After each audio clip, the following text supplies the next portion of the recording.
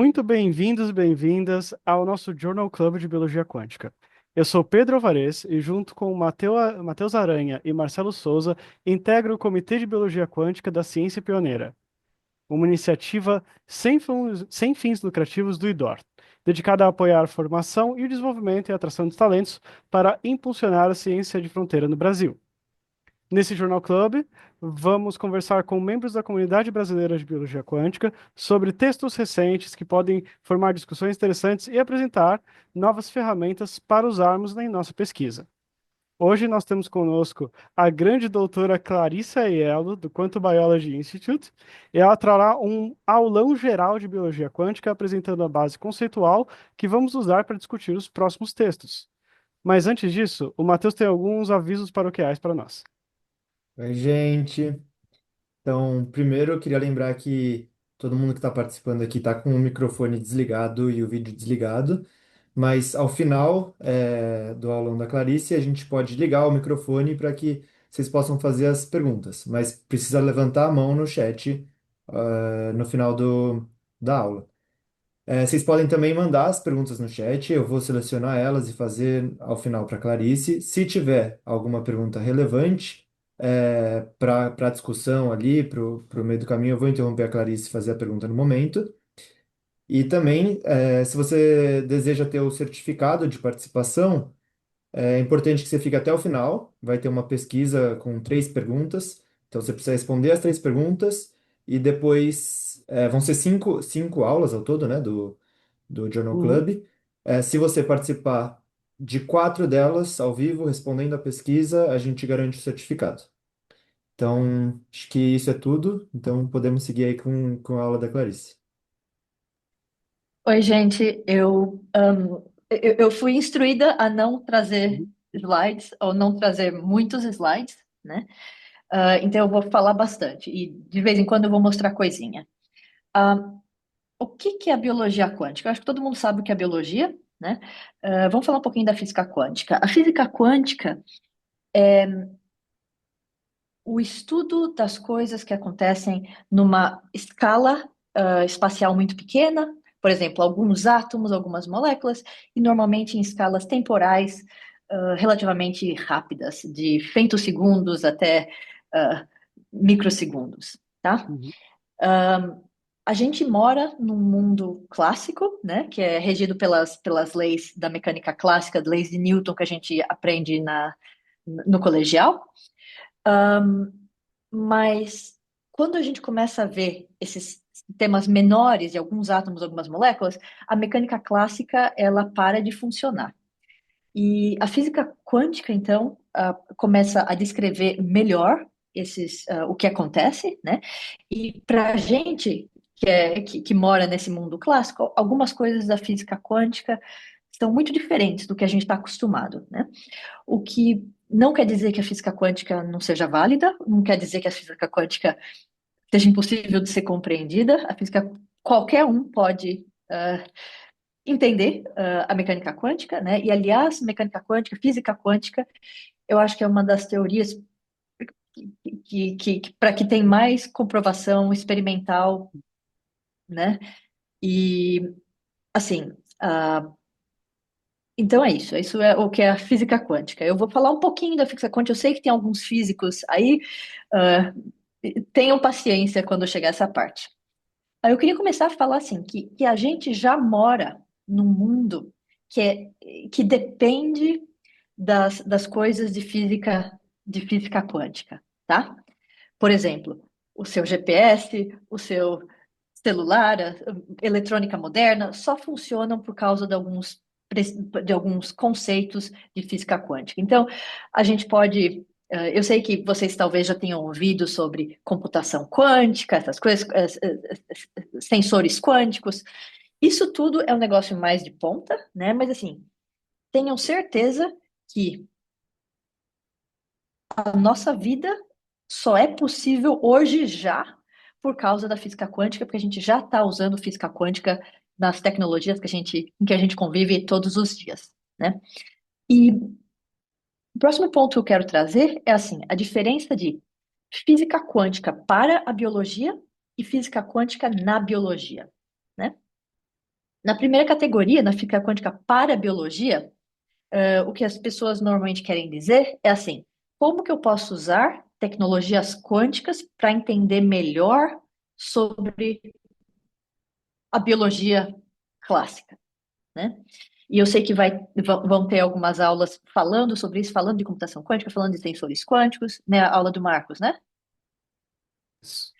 Isso. E só que a aula de hoje vai ser mais a física quântica na biologia. Eu acho que essa é a área que é extremamente revolucionária, porque tem mais e mais dados que são consistentes com o fato de que a biologia se usa da física quântica para funcionar e para funcionar de maneira optimal, né?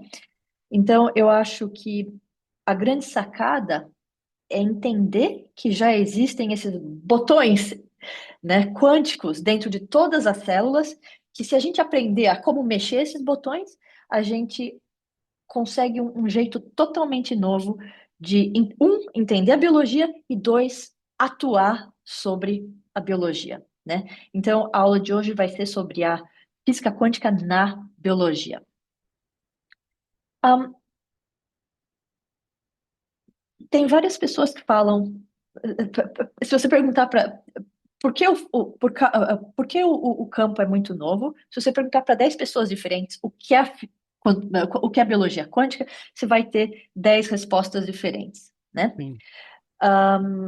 E por causa disso, eu desenvolvi uma classificação que eu acho que é exaustiva e que eu vou compartilhar com vocês porque eu acho que é importante, porque isso ajuda, um, a, a tirar do horizonte de vocês as coisas mais loucas que se falam sobre biologia quântica. Tem gente que fala que telepatia é biologia quântica. Não, não é. Não é, pelo amor de Deus. Então, eu desenvolvi uma classificação e eu vou mostrar para vocês essa classificação. Não vão ser muitos slides, tá? Seguinte, um, no, eu vou falar sobre 5 níveis que vão do mais básico até o mais complexo, tá? Os slides estão em inglês. No primeiro nível, no nível mais baixo, às vezes as pessoas falam, é claro que a biologia é quântica, porque todas as coisas, inclusive os compostos biológicos, são formados por átomos que são ligados por, por ligações químicas. Lógico que é quântico, né? Eu acho que ninguém duvida disso, mas isso não é extremamente interessante. O o segundo grau da classificação tem a ver com o tipo de fenômeno quântico que está por trás, por exemplo, das dos seus aparelhos eletrônicos atuais, né? Esse tipo de fenômeno quântico é normalmente achado na física do estado sólido, né? E como tem gente que eu acho que não teve aula de física quântica, eu vou descrever um desses fenômenos nesse nível, né? Um desses fenômenos que tem a ver com como a sua eletrônica funciona, né? Se chama tunelamento quântico, né? E vou fazer um monte de analogia com bola, tá? Por exemplo, se você tem uma parede e você está com uma bola e você quer que a bola passe para o outro lado da parede, você tem que dar energia suficiente para essa bola para ela passar por cima da parede, né? Você tem que jogar ela de um jeito forte bastante para que ela tenha energia para passar para o outro lado. Se essa bola fosse um objeto quântico, por exemplo, um elétron ou um próton, ela teria um outro jeito dessa bola passar de um lado para o outro, sem passar por cima dessa barreira de energia. Esse outro jeito se chama tunelamento. Sob condições especiais, uma bola quântica pode tunelar, passar como se fosse pela barreira. Ela está aqui, ela desaparece daqui e aparece desse lado, de uma maneira que ela não perde energia e não acontece nada de ruim. Ela não sai. destruída, a partícula não sai destruída, tá? Isso se chama tunelamento quântico e tem alguns componentes eletrônicos, por exemplo, que dependem de tunelamento quântico. Então, isso já se usa em tecnologia faz décadas, né?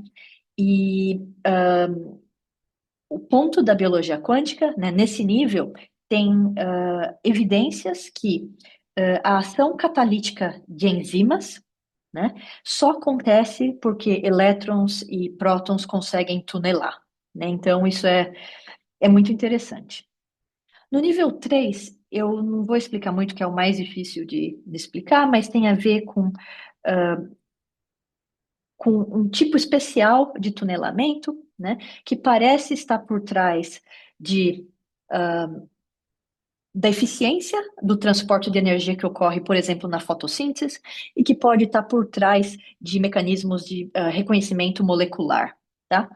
Em resumo, se o processo de tunelamento estiver acoplado para os físicos da plateia, acoplado com um banho de osciladores harmônicos, se você nunca escutou isso, esquece, tá? Mas é só para os físicos. Se o sistema que está tunelando tiver acoplado com o sistema de vibração, esse tunelamento pode ficar mais eficiente. Vou parar por aí. Se você não entendeu, não tem problema. Só saiba que esse nível pode estar por trás na biologia quântica de como a fotossíntese é muito boa para mudar a energia, para captar a energia do sol e transportar essa energia na célula da planta, né? E também pode estar por trás de fenômeno de reconhecimento molecular. O nível 4 está em azul, porque é o nível que eu vou falar mais nessa aulona, tem a ver com o fato do fenômeno quântico de superposição poder estar sendo utilizado na biologia como uma coisa que faz a biologia funcionar melhor. Para quem não sabe o que é superposição, é o seguinte: vamos lá na analogia da bola. Se você tem uma bola que você usou a sua impressora 3D com um filamento só para imprimir, essa bola provavelmente só vai ter uma cor, né? Então, uma bola clássica só pode ser, por exemplo, ou verde ou vermelha. Você só tem um tipo de filamento, né? Mas não verde e vermelha ao mesmo tempo. É como se fosse um switch de luz que é ou para cima ou para baixo. Ou a bola é verde ou a bola é vermelha. Não tem nada intermediário. Se essa bola fosse uma bola quântica, por exemplo, um elétron, essa bola poderia estar numa superposição das cores verde e das cores vermelhas. Em vez de você pensar num switch de luz para cima e para baixo, você pensa num dimmer, aquele que vira, sabe? Que pode estar ou tudo apagado ou tudo aceso e qualquer coisa entre o tudo aceso e o tudo apagado, né? Então, num extremo seria a bola verde, no outro extremo seria a bola vermelha, e você pode estar numa superposição de bolas verdes, da bola verde e vermelha. Um experimento de física quântica que é famoso é o experimento da dupla Feynman. É dupla Feynman em português, gente? Tá. O Isso, duplo experimento Feynman. da dupla fenda, se você já ouviu falar nele, o experimento da dupla fenda funciona porque as partículas estão numa superposição espacial, elas passam pela fenda de cima, pela fenda de baixo, ao mesmo tempo. Se você nunca ouviu falar disso, esquece, mas só para dar um exemplo. Um outro exemplo tem a ver com sensores quânticos tecnológicos. O sensor quântico tecnológico, mas a ideia é a seguinte: em sensor quântico tecnológico, né, assim, você pode provar que se você usa um objeto quântico, por exemplo, um elétron como sensor, a sua medida fica mais sensível. O caráter quântico do sensor melhora a sua medida, tá? E o sensor tecnológico quântico mais famoso, que é um sensor no diamante, que eu acho que o Marcos vai tocar um pouquinho nele também, esse sensor, ele, ele mede, ele interage com campos magnéticos, né, usando essa propriedade de superposição, né? E embora a analogia tecnológica seja com esse sensor quântico, com esse sensor quântico de campos magnéticos, né? Tem muita evidência, e eu vou passar o resto da palestra falando disso, tem muita evidência que a natureza fez sensores quânticos de campos magnéticos que funcionam exatamente do mesmo jeito, que também usam a superposição para sentir e interagir com campos magnéticos, tá? E, assim, isso já é, esse nível de nível quântico aí já é um pouquinho mais complicado de se obter, né? E eu acho que uma das coisas que a biologia quântica precisa, vou chegar lá num segundo, são melhores dados para comprovar ou refutar com certeza que é isso que está acontecendo nas células. E, finalmente, no nível mais complicado, tem uma propriedade quântica chamada de emaranhamento, entanglement em inglês, né? Os computadores quânticos precisam dessa propriedade para funcionar, e assim, é quase o mais complicado que a física quântica chega, tá? Por exemplo, enquanto a superposição era para um objeto quântico, uma bola quântica só, o emaranhamento precisa de duas bolas quânticas ou mais. Eu vou usar uma analogia para explicar o que é emaranhamento. É mais complicado que isso, mas o emaranhamento tem a ver com eu aprendendo sobre uma bola quântica se eu tenho informação sobre uma outra bola quântica, tá? Imagina que eu vou para o Brasil, eu estou em Los Angeles agora, eu vou para o Brasil com duas malas. E eu chego no Brasil, vou na casa do Matheus e abro as duas malas para o Matheus e falo: Ó, Matheus, você está vendo? Numa mala tem uma bola verde e na outra mala tem uma segunda bola que é vermelha. Vira as costas, eu peço para o Matheus virar as costas, eu fecho a mala e falo assim: Matheus, escolhe uma mala. O Matheus escolhe uma mala e fica com essa mala no Brasil. Eu trago a outra mala para casa, aqui em Los Angeles, e quando eu chego em Los Angeles, eu decido abrir minha mala. Quando eu abro a minha mala e vejo que na minha mala tá a bola verde, instantaneamente eu vou saber que o Matheus ficou com a bola vermelha. Então, sabendo alguma coisa sobre a minha bola, eu tenho informação instantânea sobre a bola que ficou com o Matheus, tá? Isso é uma analogia super imperfeita, né? Mas eu acho que já explica uma coisa que é necessária para o emaranhamento, que é assim, as bolas que têm essa propriedade de emaranhamento, elas têm que ter alguma correlação inicial. Por exemplo, eu tenho que trazer as duas malas para a casa do Matheus ao mesmo tempo, né? E enquanto o computador quântico precisa disso para funcionar, tem alguma evidência que eu não acho que seja muito forte, que a natureza possa estar usando isso para funcionar e funcionar de maneira optimal, né? Tem algumas teorias achando que as células funcionam como um mini computador quântico. Eu não estou pronta para acreditar nisso, mas assim, de qualquer jeito, se o nível 4 não estiver satisfeito, você não pode chegar no nível 5 para o mesmo sistema, né? Então, eu acho que tem muita coisa ainda no nível 4 que a gente precisa provar com certeza. E assim, e o problema de tudo é que de todos esses níveis que eu falei para vocês, o único que não tem controvérsia nenhuma é o número 1, tá? Dos níveis 2 ao 5, toda a evidência que é consistente com a biologia usando esses níveis, e esse é o meu último slide dessa parte. Toda a evidência dos níveis 2 ao 5 estão concentradas em dois extremos de escala temporal e espacial, tá? Por exemplo, em tubo de ensaio com compostos biológicos em temperatura ambiente, não tem dúvida que do nível 2 ao nível 5 as pessoas veem coisas que só estão sendo explicáveis física quântica. No entanto, o próximo nível de evidência normalmente é assim, para pratos de célula ou organismos que respondem a estímulos externos, por exemplo, respondem a campos magnéticos externos, de um jeito que é consistente com o que as pessoas veem em tubo de ensaio. Só que até hoje em dia, ninguém nunca provou, sem sombra de dúvida, que eu vou inserir um outro fator aí, eu não vou explicar muito, que os fenômenos quânticos, de todos os tipos, sobrevivem dentro da célula por tempo suficiente para fazer a diferença. Para cada fenômeno quântico, o que é um tempo suficiente é, é, é uma outra história, né?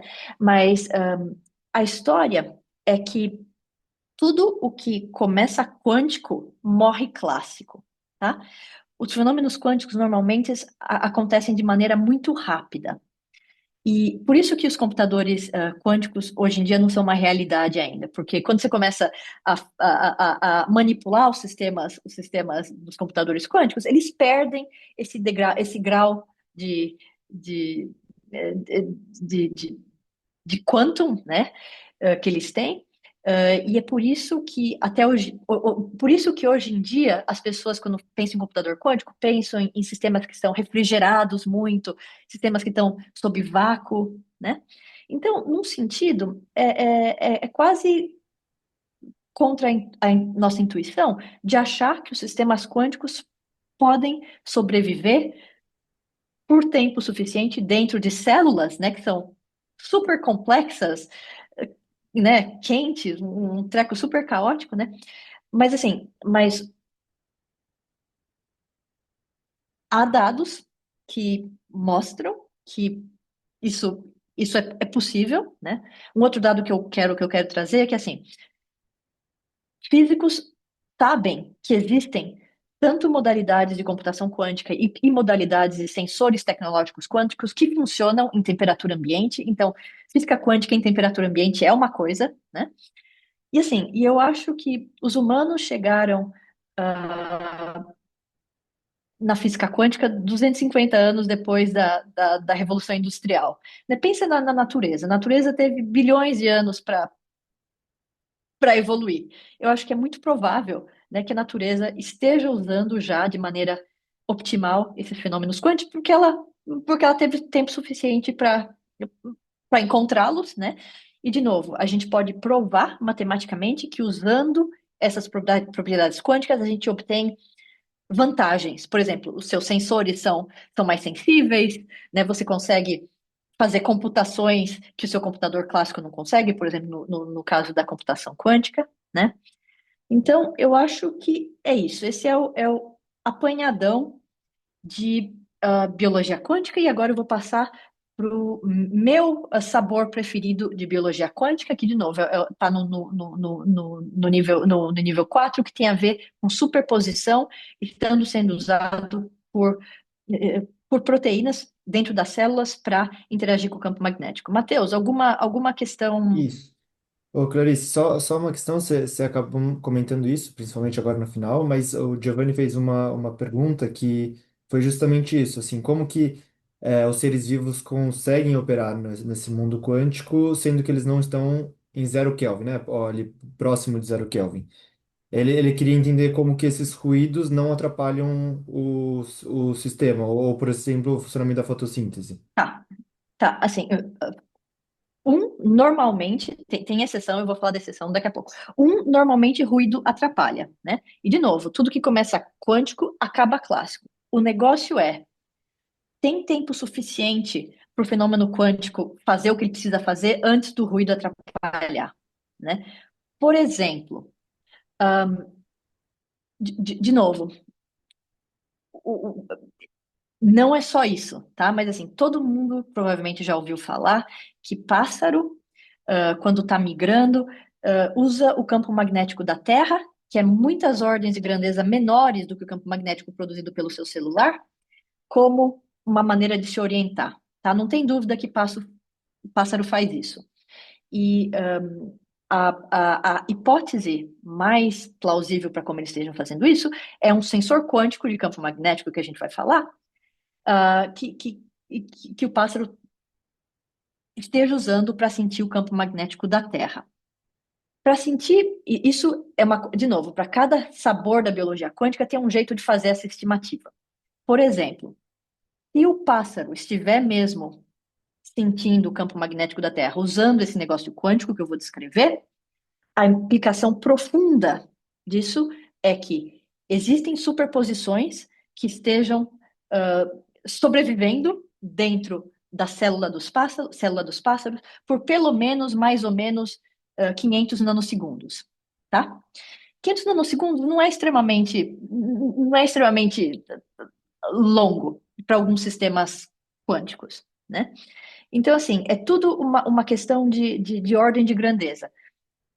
Ninguém nunca foi lá, e esse é um problema, ninguém nunca foi lá e mediu o tempo de coerência, se você já ouviu falar disso, ninguém nunca foi lá e mediu por quanto tempo esse nível quântico sobrevive, né? E essa é uma das coisas que a gente, no meu trabalho, a gente está atrás, né? Mas assim, de novo, o que a gente precisa é medir por quanto tempo esses negócios existem dentro das células e ver se faz sentido ou não para o fenômeno biológico. Por exemplo, campo magnético da Terra é 50 microtesla, mais ou menos, né? Para você sentir 50 microtesla, a superposição dentro das suas células tem que sobreviver por mais ou menos 500 nanosegundos. Para você sentir um campo magnético da ordem do seu celular, que é 1 militesla, você precisa de um tempo de coerência muito menor, na ordem de, sei lá, alguns nanosegundos só, né?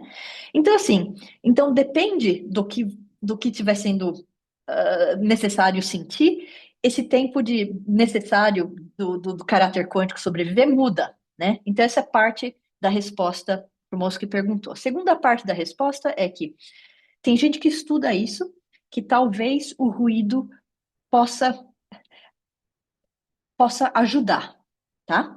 Em várias modalidades. Tem gente que vê se o ruído possa ajudar no nível 4, né, que é isso que eu vou falar. No nível 3, que é o da fotossíntese, né? O negócio é o seguinte: vibração, normalmente, é ruim, né? Você pensa em vibração, em temperatura, em coisa que gera desordem, né? Em alguns casos, a vibração pode ajudar, por exemplo, no tunelamento. E aí só para os físicos, tá? Já que eu tenho um pouquinho de tempo. Tunelamento é um processo que conserva energia. Então, se você quer vir daqui para cá com uma barreira de potencial no meio por tunelamento, você tem que ter uma energia aqui que seja igual a essa energia aqui. Mas em biologia, normalmente você não tem nível de energia idêntico, tá? Então, assim, se tem um nível de energia um pouquinho diferente, não tunela. Mas se o negócio que estiver tunelando puder interagir com um campo de vibração que possa ou dar um pouquinho de energia, ou onde ele possa jogar um pouquinho de energia para acertar a energia, daí o tunelamento vai, ah, vai ser favorecido, né? Então, assim, existem pessoas que pensam e, assim, e teorias que acham que o ruído possa até ajudar. Outra coisa, Matheus, Uma, acho que eu acho que acho o que eles vídeo caíram. dele caíram. Aí, Marcelo voltou. Ah. Matheus, alguma outra pergunta desse começão? Enquanto o Matheus não volta, eu vou falar um negócio que, assim, eu acho que entender um pouquinho de física quântica te ajuda a entender, de novo, o mundo em que a gente já vive, tá? Quando eu estava crescendo, as únicas pessoas que aprendiam como fazer programação era quem ia para a universidade de física, de engenharia, e hoje em dia tem criança de 6 anos usando Lego para fazer programação, né? Eu Sim. espero que a mesma coisa aconteça com física quântica, porque, de novo, a física quântica está por trás de tanta coisa, né? De biologia, a química, a ciência dos materiais. Então, assim, eu acho que literacia em física quântica tinha que ser um direito para todo mundo que tem colegial. E assim, hoje em dia tem vários cursos online de física quântica. Então, encorajo vocês a tentar ir atrás dessas coisas. Fala, Marcelo. Não, Clarice, só te dar uma boa notícia. Essa semana eu mandei um requerimento para o Ministério da Educação aqui do Brasil para incluir é, curso de Ciências e Tecnologias Quânticas nas redes do Instituto Federal. Então, mandei uma proposta, eles vão avaliar e, se tudo der certo, entra no plano nacional, né, e de escolas Legal. técnicas, né, então, do Instituto Federal. Uhum. Vamos ver o que é que tem. E aí, na verdade, eu pedi uma área completa, né? Então, dentro dessa área, a gente pode ter técnico em física quântica, pode ter especialistas em biologia quântica, vários cursos, né? Muito legal, muito É, legal. Parabéns. Espero que dê certo. tomara. Isso é muito legal, isso nas escolas do Brasil. Clarice, eu tenho uma pergunta aqui que eu acho que está conectada com bem o que você está falando. O Tá. João, o João Paulo Araújo Souza perguntou sobre os pássaros, o GPS seria mudado pela intensidade ou direção do campo? E o campo estaria afetando exatamente esses níveis de energia que você comentou? Eu acho que é uma pergunta que está Tá. bem conectada, porque é Ahn, meio que exatamente isso. tá. As biomoléculas do pássaro, tá? Isso é muito mais genérico do que só pássaro, por favor. Mas a molécula, essas moléculas que reagem a campo magnético, que são sensores quânticos naturais, elas respondem à variação de campo magnético, de intensidade, de frequência e de direção. O caso dos pássaros, eles têm que ter uma sensitividade optimal, mais ou menos, ao redor da intensidade do campo magnético na Terra, mas os pássaros têm um tipo de compasso que chama de inclinação, que eles Sim. reagem à direção do campo magnético. E Uhum. o negócio, o que está acontecendo, eu vou mostrar num diagrama um pouquinho mais para frente. E agora eu vou fazer um negócio aqui que é assim, esse campo de compostos que reagem ao campo magnético migrou da química para a biologia por causa dos Uhum. pássaros, né? Porque faz muito tempo que se sabe que os pássaros ah, ah, usam o campo magnético da Terra para se orientar. Entretanto, por favor, se lembrem de que não tem nada especial com pássaro. Há evidências que isso acontece de células bacterianas a células de planta, a células humanas, tá? Isso é muito mais genérico do que o pássaro e do que a molécula no pássaro. Eu acho que isso é uma coisa ruim do nosso campo, Pedro, porque assim, Uhum. todo mundo acha que é só pássaro, todo mundo acha que é só a molécula do pássaro, que se chama criptocromo. Não é. É Sim. muito mais genérico do que isso e é um erro do nosso campo. Que todas as pessoas, quando as pessoas veem efeito de campo magnético, falam, é a molécula do pássaro que está fazendo esse efeito. Provavelmente não. Provavelmente não. Então acho que a gente tem que mudar É. isso. A gente tem que entender que qualquer reação química que tenha alguma coisa a ver com uma propriedade quântica chamada spin, que Clarice, acho que você poderia explicar também Bom, o que é spin, bom. qualquer reação química ela vai ser sensível a campos magnéticos. Só que a questão é, como você comentou, que esse tempo de coerência de spin, ou seja, quanto tempo a reação química fica sensível aos campos magnéticos. Geralmente esse tempo é muito curto. E às vezes ele geralmente é muito menor que nanosegundo, chegando a ser da ordem de picosegundo. Então você só consegue observar esse tipo de efeito através de campos magnéticos muito fortes. Que é como você consegue fazer ressonância magnética, por exemplo. Você está usando um efeito quântico de você aplicando campos fortes, que consegue alinhar os spins das moléculas de água no seu corpo, e aí você consegue ver o efeito de resposta disso. E então, o interessante da biologia quântica é que a gente está explorando também campos fortes, muitas vezes, mas geralmente campos muito mais fracos, que são os campos que a gente observa na natureza. Eu vou falar do campo fraco daqui a pouquinho, né? Mas vamos falar de spin. Primeiro, Uhum, vamos falar do que se sabe sobre como a biologia interage com o campo magnético relativamente fraco. De novo, eu vou falar, o Pedro já falou um pouquinho, eu vou qualificar esses campos de fracos por uma razão importante, tá? É o seguinte, se vocês não estão convencidos, vão nessa webpage aqui, bit.ly barra MFI, grande para Magnetic Field Effect Biology, que é uma compilação que eu fiz de 5 reviews diferentes. São 25 páginas de coisas que pessoas viram e muda na biologia com a ação de campos magnéticos, tá? De novo, isso se vê desde células de bactéria até célula de planta, até célula de a célula humana, e então, isso está presente em todos os reinos dos seres vivos, tá? E tinha o último reino, que era o da arqueia, e a gente agora tem uma comprovação no nosso laboratório que uma proteína da arqueia também que sente campo magnético. Então, isso Uhum. tá em todo lugar. Campo magnético, isso se sabe faz mais de 50 anos, que campo magnético muda quanto as células se dividem, muda o metabolismo das células, quanto de respiração é feita, a configuração do citoesqueleto da célula, a configuração de estado oxidativo das células, como os canais iônicos, você já ouviu disso, funcionam, quanto de energia é produzido, quanto de DNA é reparado, tá? Tem um monte de coisa que que é afetado por campo magnético. Eu vou fazer um negócio, eu vou falar mais de aplicação no final, né? Mas uma coisa interessante.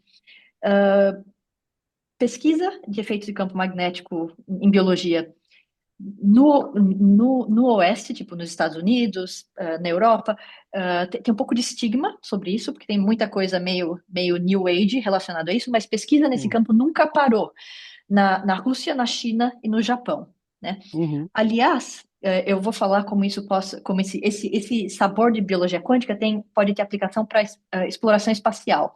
Mas a primeira menção de como campos magnéticos podem ser essenciais para exploração e colonização do espaço, a primeira menção que eu vi foi num paper de 1964, um paper russo. Tá? Então, não é nada de novo. Esses efeitos são conhecidos há muito tempo. E, de novo, são efeitos se você tira o campo magnético, por exemplo, da Terra, diminui o campo magnético, ou se você adiciona um campo magnético, tá? Sim. Esse efeito pode ser, então, visto se você tira ou se você coloca um campo magnético, e esses fenômenos podem ser regulados para cima ou para baixo, o que é a beleza desse negócio, tá? Dependendo do campo magnético, ou você exacerba ou você desincentiva um efeito. Por exemplo, existem Uhum. companhias.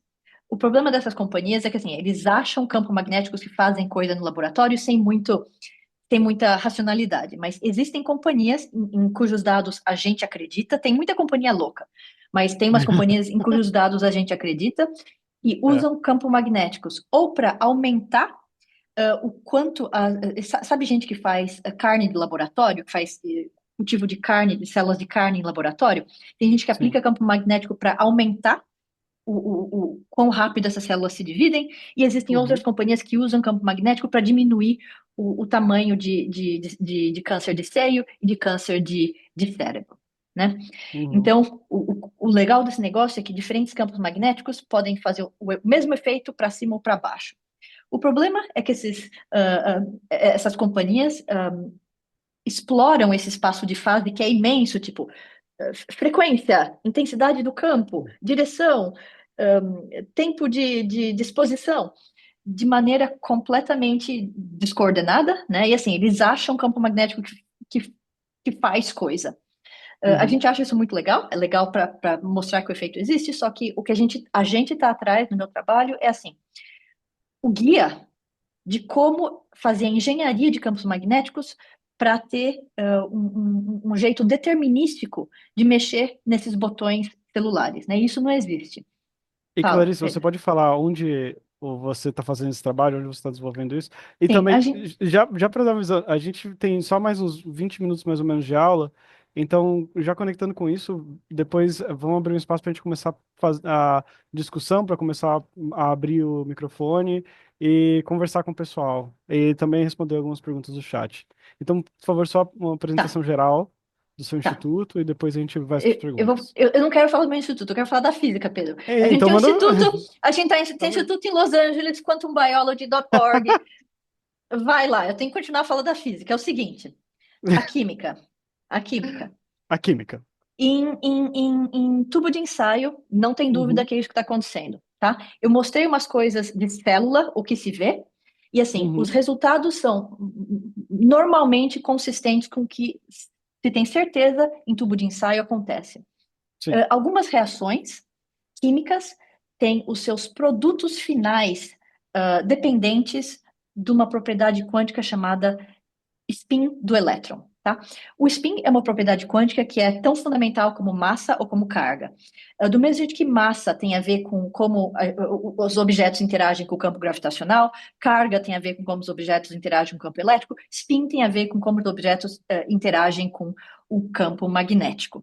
Do mesmo jeito que Sim. carga pode ser positiva ou negativa, quer dizer, diferentes jeitos daquele objeto interagir com o campo elétrico. Spin Uhum, normalmente é simbolizado com uma seta, seta para cima ou seta para baixo, spin para cima e spin para baixo, querendo dizer diferentes jeitos de uma partícula interagir com o campo magnético.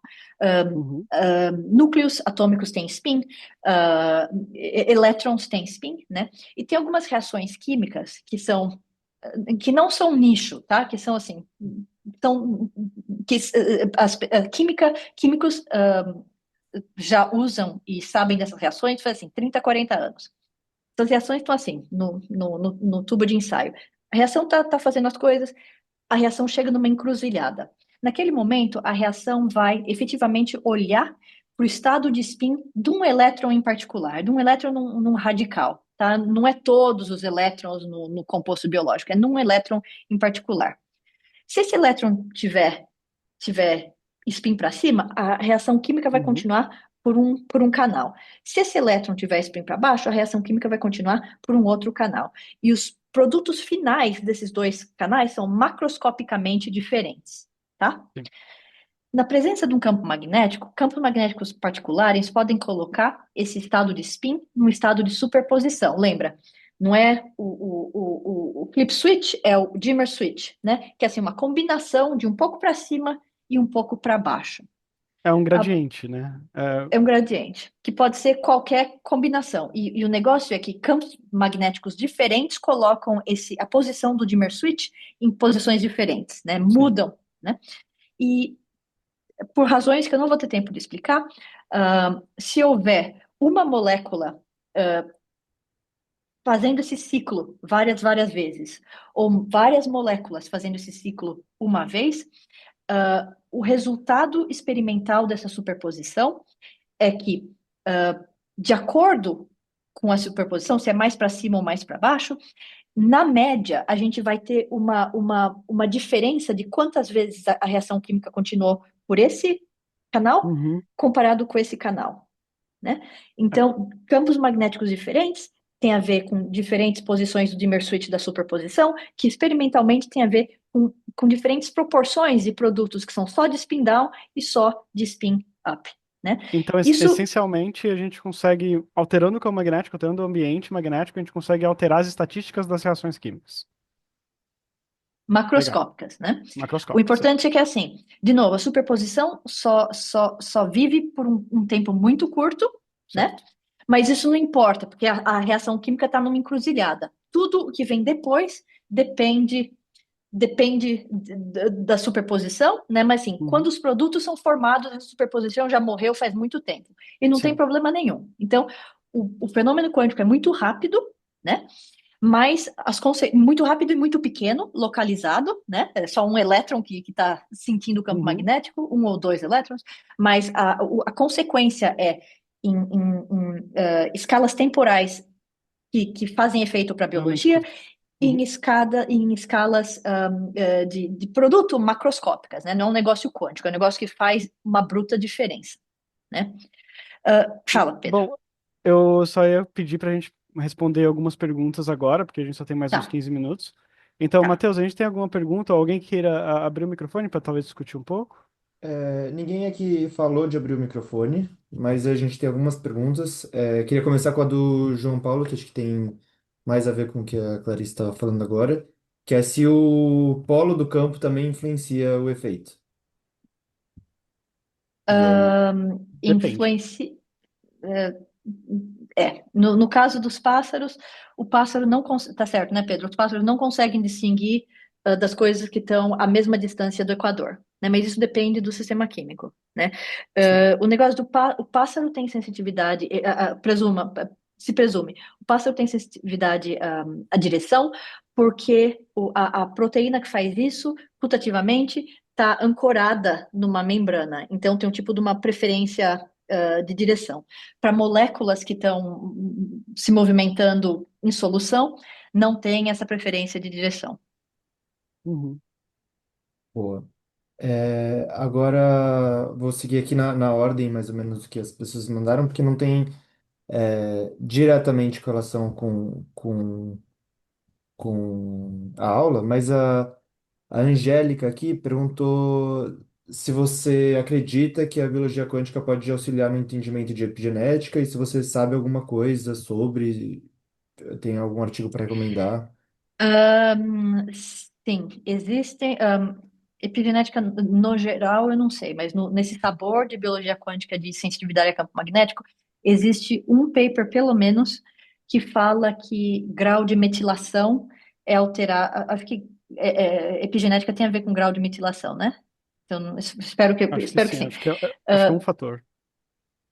Grau de metilação é alterado por campo magnético, né? Eu não sei se isso cabe sobre epigenética, mas a gente tem estudo no nosso Instituto de Proteômica, né?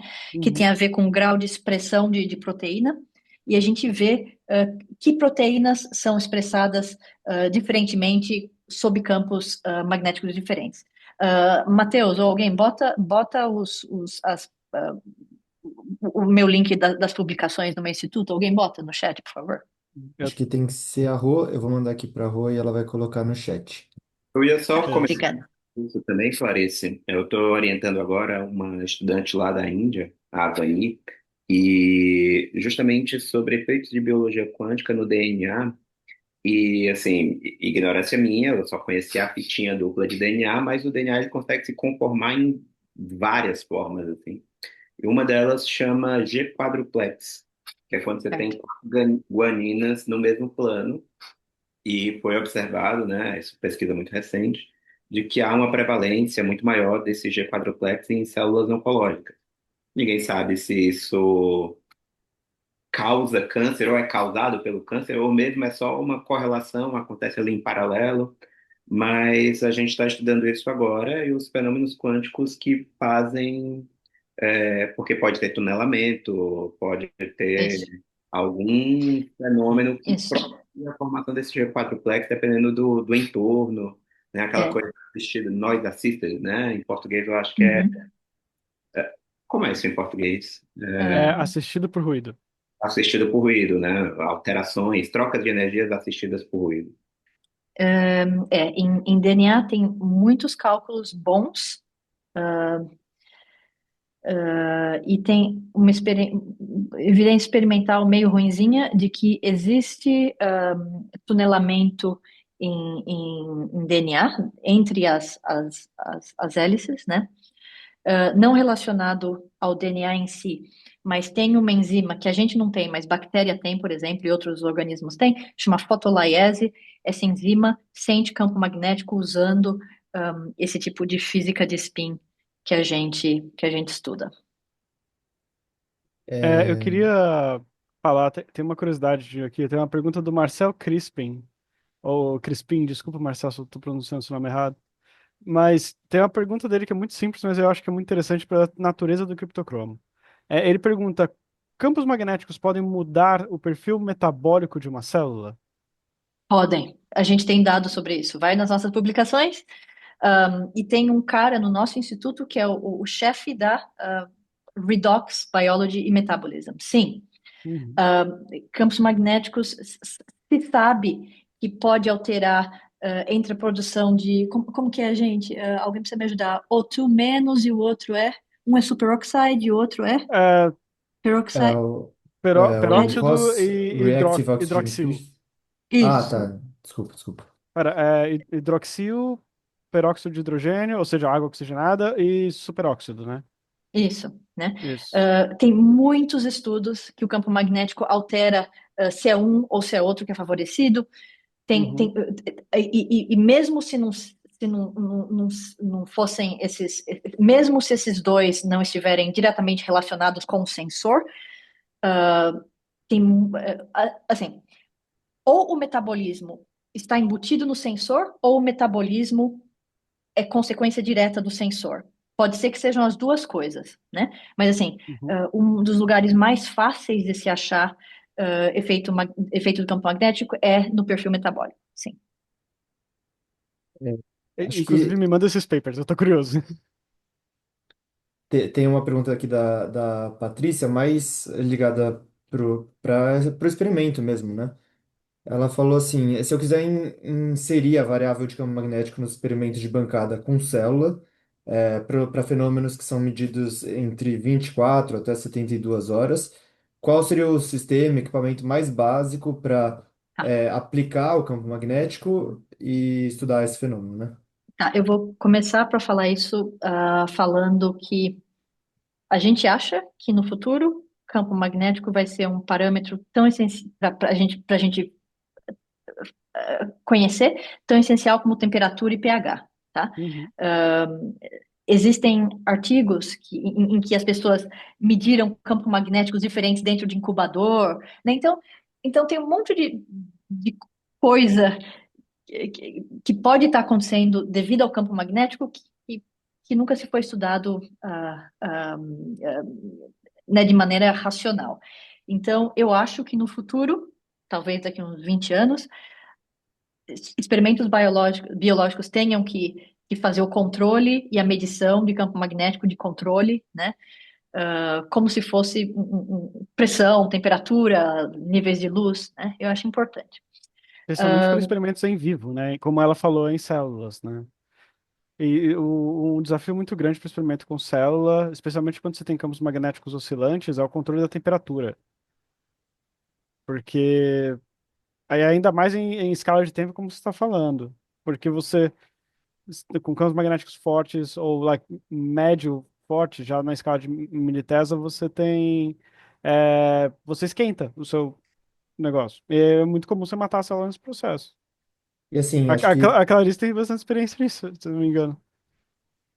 Acho que também falando de o que que é uma coisa fácil, entre aspas, de fazer, para medir algum efeito nessa escala de tempo, seria, por exemplo, fazer o experimento, né, no normal, como você está fazendo, e ter algum controle, por exemplo, dentro de uma gaiola de Faraday.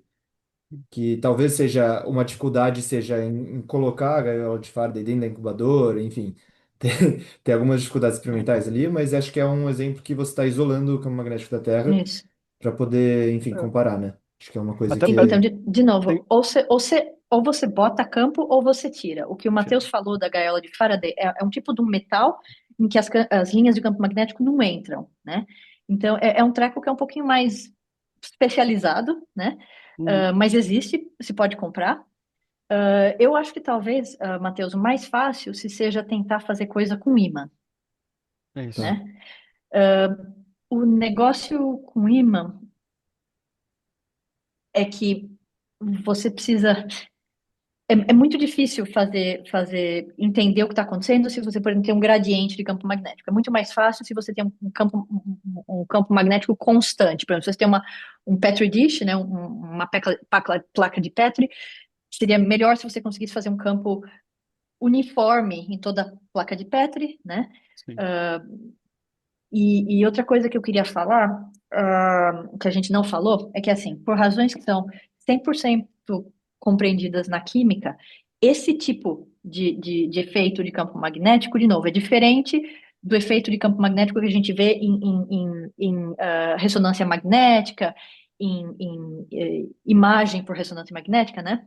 E, assim, esse tipo de efeito é um raro efeito em que a magnitude do efeito, né, o quanto as células reagem, como função da intensidade do campo, não sobe, não só desce.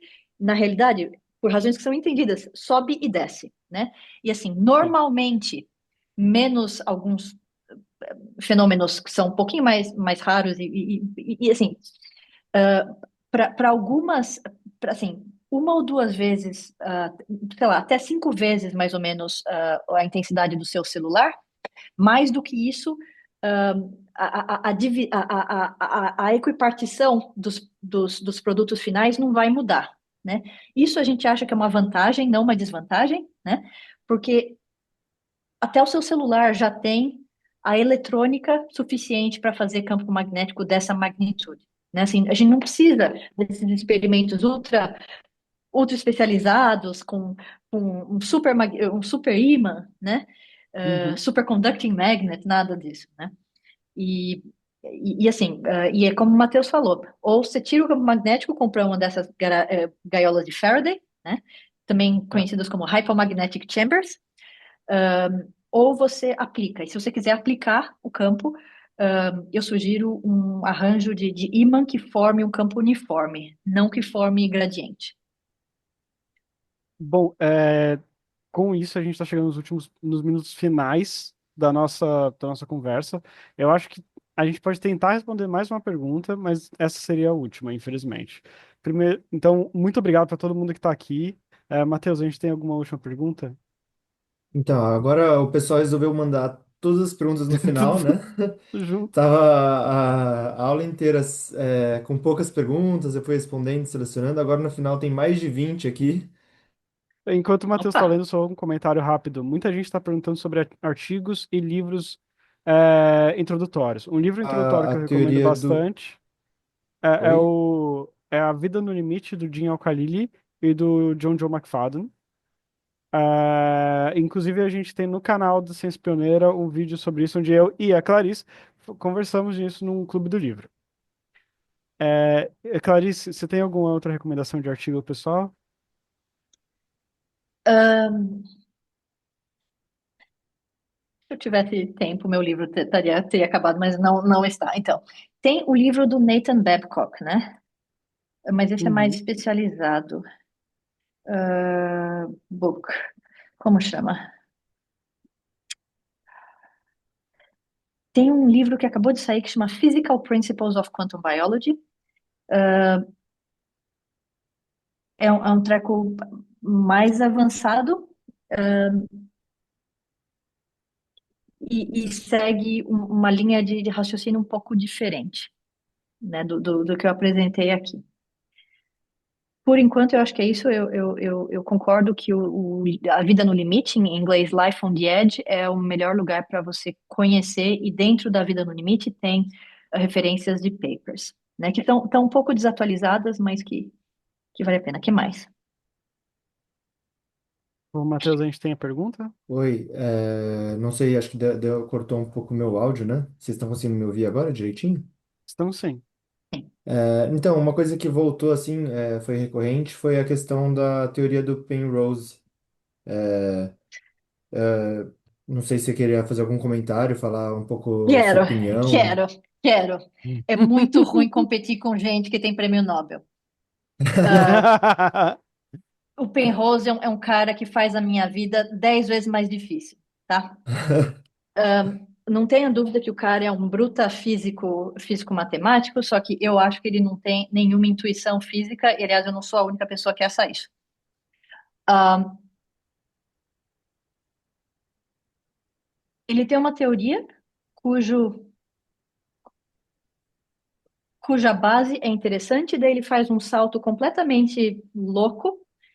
E assim, eu já vi tanto ele como o comparsa dele nessa teoria dando palestra em que eles falam coisa errada. Ou seja, na minha humilde opinião de alguém que não tem o Prêmio Nobel de Física, esse cara está errado, tá? O que esse cara fala? Tem um material quântico chamado microtúbulo, tá? Que é uma das fibras da célula. Tem actina, não sei o quê, e microtúbulo, tá? E em tubo de ensaio, o microtúbulo se comporta como um material quântico. Assim, qualquer coisa nanoscópica tem propriedades quânticas. O Penrose é um cara que estuda relatividade geral, que é aquele negócio que é a fábrica do space-time, né? Se você tem a Terra, ela dilata a fábrica do space-time, né? Sim, Como se o você tecido. tivesse... Isso, tecido. Como se estivesse colocando uma bola de boliche em cima de uma toalha, né? Sim. Então, a teoria do Penrose é a seguinte: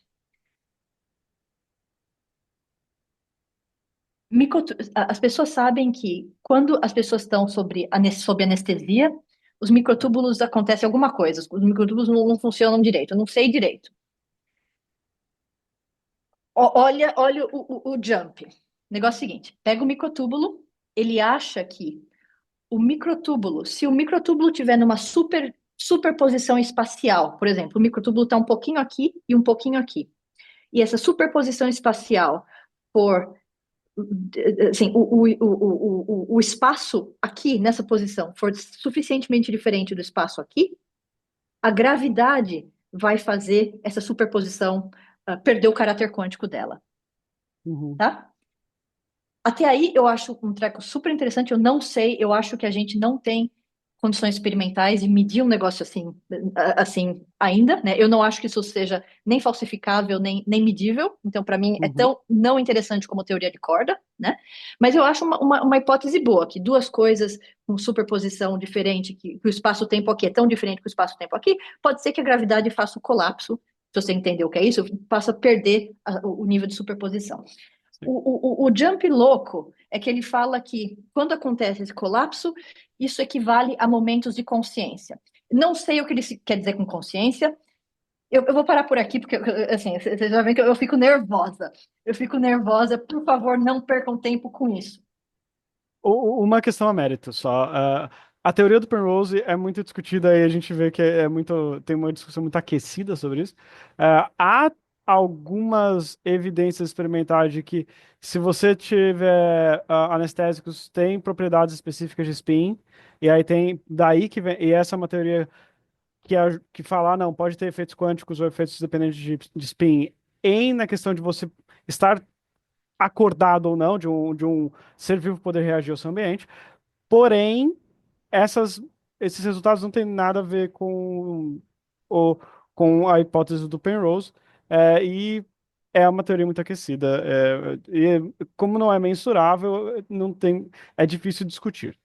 E Bom, a gente já recusou dinheiro, porque tinha gente que queria pagar a gente para estudar isso. é difícil. Com isso, gente, a gente vai ter que fechar a discussão. A gente já passou do tempo, inclusive, bastante. É, Muito obrigado todo mundo que veio aqui participar. Muito obrigado a todo mundo que mandou perguntas. Ficamos muito felizes com todas as perguntas. A gente fica muito triste que a gente não pode responder todas, não pode sentar e conversar com vocês. A gente adoraria fazer isso. Muito obrigado, Clarice, por estar aqui com a gente, por poder compartilhar seu conhecimento. E convidamos todo mundo que está aqui presente a assistir os próximos episódios do Journal Club. Se você ainda não se inscreveu, se você gostou e quer convidar um colega, ainda está disponível para se inscrever no Journal Club. Você ainda pode vir para assistir os próximos episódios. Você pode trazer mais gente para assistir os próximos episódios. Tá tudo bem. O próximo episódio vai ser muito interessante. Vamos falar com o professor Marco César de Oliveira, da Unicamp, sobre computação quântica, sobre sensores quânticos e como isso está conectado com a biologia quântica. Se vocês ainda têm perguntas, vocês querem pedir para a gente recomendação de livro, de artigo, tanto para a gente quanto para a Clarice, pode mandar para o e-mail do nosso projeto da Ciência Pioneira, para o Quantum BioBR da Ciência Pioneira, que é o nome do nosso projeto, que a gente vai tentar responder com vocês, a gente vai tentar mandar para vocês os recursos que vocês pedirem, e a gente vai avaliar como a gente pode construir essa comunidade. Então, muito obrigado e até a próxima. Obrigado, gente. Tchau, tchau. Obrigado. Tchau, tchau.